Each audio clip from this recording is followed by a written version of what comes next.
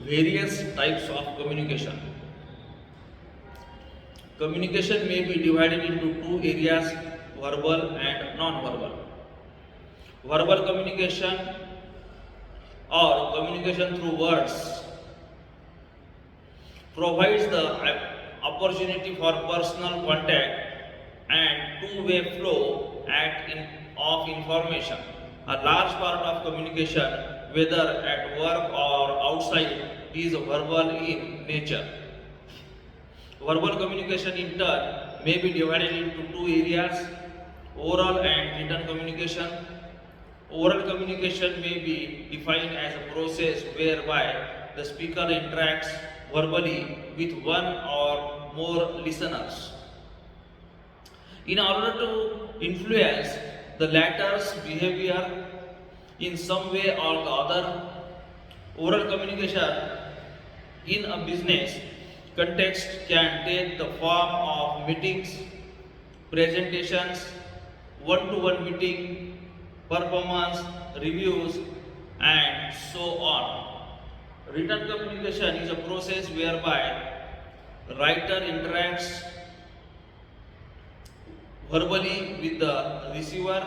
In order to influence the latter's behavior, written communication at the workplace can take several forms such as letters, memos, circulars, notices, reports, emails, and other written forms. We will examine some of these in more detail in the another chapter. Non-verbal communication, on the other hand, may be defined as communication without words. It refers to other hands may be defined as communication without words. It may have way of conveying meanings without the use of verbal language. The game of dumb is perfect example. Non-verbal communication is a generally unintentional, unlike verbal communication. All of us tend to communicate silently and unknowingly, send signals and messages by what we do, apart from what we say, gestures, facial expressions, postures, and the way we dress are all part of non-verbal communication. Non-verbal communication can have a great impact than verbal communication. Since how you say something is sometimes more important than what you say, although non-verbal communication can affect both our personal and business relationships, it is particularly important in the workplace. Verbal communication, we communicate most of our ideas or to others through verbal messages, that is through spoken or written message. However, verbal message have some drawbacks. The message may not be properly worded, or message may not be misunderstood, may be misunderstood, or interpreted differently from its intended meaning. Avoid words with the multiple meanings. Words sometimes tend to have different meanings in different cultures. Therefore, when communicating verbally, it is important to use words that are precise and unambiguous and have a single accepted meaning. Ensure clarity through highly specific statements. Instead of describing an object or an idea in general terms or in abstract language, use highly specific language to avoid a variety of interpretations. Avoid overuse of jargon. Jargon refers to technical term or specialized vocabulary. Every profession has its own jargon which only experts in the field can understand. For example, IT experts use the term like computer architecture, which the layperson may not understand. The use of jargon depends on audience with whom you are communicating. A certain amount of jargon may be permissible when writing a technical report, for example, but should be avoided when communicating with a general audience. Since the term may not be understood, above all, never use jargon just to impress your audience. Avoid biased language and offensive words. Language has the power to arouse negative feelings. If it is not used with care, this can happen when the words used seems to be objective but actually contain an intention and unintentional bias. Non-verbal communication. Non-verbal communication can be defined as communication done without speaking or writing. Non-verbal communication cannot be avoided, while one can avoid verbal communication by refusing to speak or write. It is not possible to do the same with the non-verbal communication. That is because non-verbal communication is not always intentional, unlike verbal messages. Verbal communication is not always intentional, unlike verbal messages as pointed out earlier. Sometimes silence itself may convey a lot of meaning. For example, a speaker making a presentation may find that the audience is not very interactive. Instead, he noticed people yawning during this presentation. At the end of the session, when he asked for some feedback, there is a total silence. This message conveyed in the above example is that the audience is bored with the session.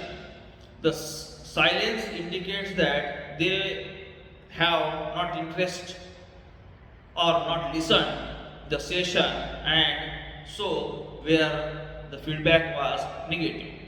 Non-verbal communication is a powerful. Non-verbal communication helps us to form first impression and make judgment of others. First impressions generally tend to be lasting impression. Let us say you go for a job interview 15 minutes late and dressed in informal attire. When asked some questions, you avoid eye contact. This immediately reflects on your attitude, and the impression formed of you is that of the person who talks things casually, is insecure and lacks of knowledge or confidence. Then the another point is of the non-verbal communication is ambiguous.